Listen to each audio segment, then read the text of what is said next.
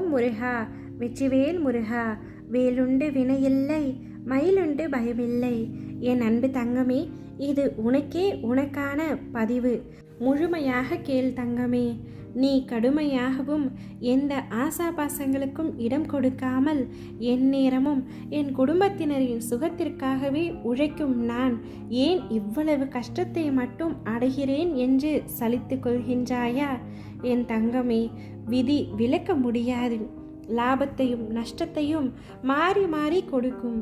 கர்ம வினைகளுக்கேற்றவாறு இன்னல்கள் விளைவிக்கும். உனக்கு வரக்கூடாத வியாதிகளும் வந்து உன்னை துன்புறுத்தும். கர்மவினை அழிவதற்கு முன்பு நீ முடிந்தவரை பிறருக்கு எந்த பிரதிபலனும் இன்றி நன்மைகள் செய்தால் விரைவில் உன் கர்ம பந்தத்திலிருந்து விடுபட்டு சந்தோஷமான வாழ்க்கை பெறுவதற்கு நான் உதவ முடியும். அப்படி செய்யவில்லை என்றால் எந்த உபாயமும் எடுபடாது. தர்மமே தலை காக்கும். மனதில் உள்ள விரோதங்களையும் வீண் வாதங்களையும் அழித்துவிடு. தீங்குக்கு தீங்கு என்பதை தவிர தீங்குக்கு பதிலாக நன்மையை செய். பிறருடைய சொற்கள் உனக்கு தீங்கிழைக்காது. அதே சமயம் உனக்கு தீங்கு இழைத்தவர்களுக்கு உதவி தேவைப்படும் பொழுது நீ அவர்களுக்கு உதவி செய்.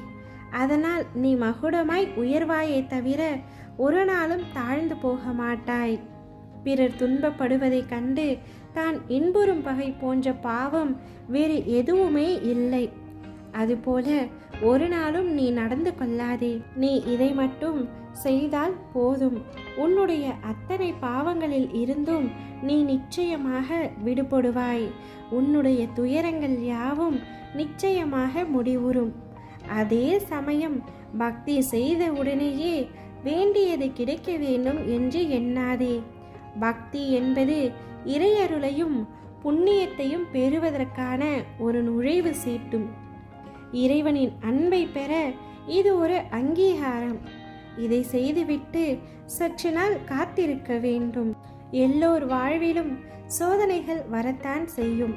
அதன் பிறகே நீ செய்யும் ஒவ்வொரு காரியத்தையும் பொறுத்து அவரவர் தேவைகள் பூர்த்தி செய்யப்படும். விதைகள் என்றுமே தன்னுடைய வளர்ச்சிக்கு காரணங்கள் தேடுவதில்லை. நாம் விதைக்கப்பட்டோம். எல்லா தடைகளையும் கடந்து ஒரு நாள் மரமாக உருவெடுப்போம் என்று நினைப்பதுதான் அது வளர்ந்து நிற்க காரணம். அதுபோல தன்னை போன்று இன்னொரு மரம் வளரவும் வழி செய்யும். அதுபோலத்தான் நீயும். உனக்கு சோதனைகள் பல தரப்பட்டன.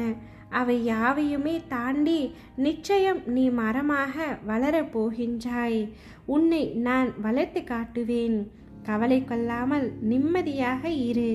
மனிதர்களை எப்பொழுதும் நம்பாதே.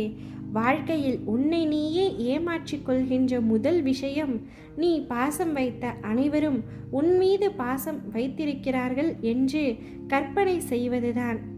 ஏனென்றால் அது எனக்கே நடக்காத ஒன்று. தாராளமாக பிறர் மீது அன்பு வை.